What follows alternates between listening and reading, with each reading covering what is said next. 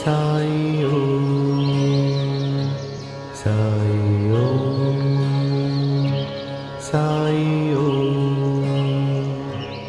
ఈ విధంగా జామ్నర్ లీల ద్వారా బాబా అద్భుతమైనటువంటి విషయాన్ని మనకి తెలియచెప్పడం అనేది జరిగింది. తర్వాత అంశం చూసినట్లయితే భక్త నారాయణరావు బాబా సశరీరంతో ఉన్నప్పుడు 2 సార్లు దర్శనం చేసుకున్నాడు. బాబా సమాధి చెందిన తర్వాత అతనిలో ఒక దిగులు ఉంది.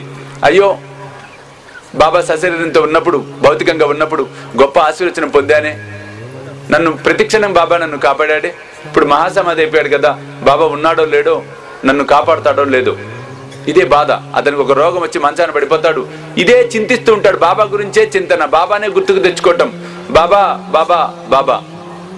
అప్పుడు ఒకరోజు బాబా స్వప్నంలో కనబడి చెప్తాడు ఈ విధంగా, ఆందోళన పడవద్దు, రేపటి నుంచి బాగాగును, వారం రోజుల్లో నువ్వు నడవగలవురా అన్నాడు బాబా. ఎప్పుడైతే బాబా స్వప్నంలో కనబడి మాట అన్నాడో అతనికి దృఢపడింది. అమ్మో, బాబా ఆత్మస్వరూపిగా అంటే సశరీరంతో ఉన్నప్పుడు ఎలా నాకు చెప్పాడో, శరీరాన్ని వదిలివేసి సమాధి అయిన తర్వాత కూడా నాతో అలాగే మాట్లాడుతున్నాడే అంటే బాబా నాతోనే ఉన్నాడు ఇంకా అనే సత్యం అతనికి ద్రోవబడింది. బాబా చెప్పినట్లుగానే కొలది కాలంలోనే అతని రోగం అంతా నయమవటం అనేది జరిగిందట. ఈ యొక్క అనుభవం ద్వారా మనం తెలుసుకోవాల్సినటువంటి సత్యం, షిరిడి సాయిబాబా మనకు తోడుగా నీడగా ప్రతిరోజు ప్రతి క్షణం మనతోనే ఉన్నాడు, ఉంటాడు, ఉండి తీరతాడు. ఈ సత్యం ఎవరైతే నమ్ముతారో అటువంటి భక్తులు ఆధ్యాత్మికంగా గొప్ప స్థితిని పొందే తీరుతారు.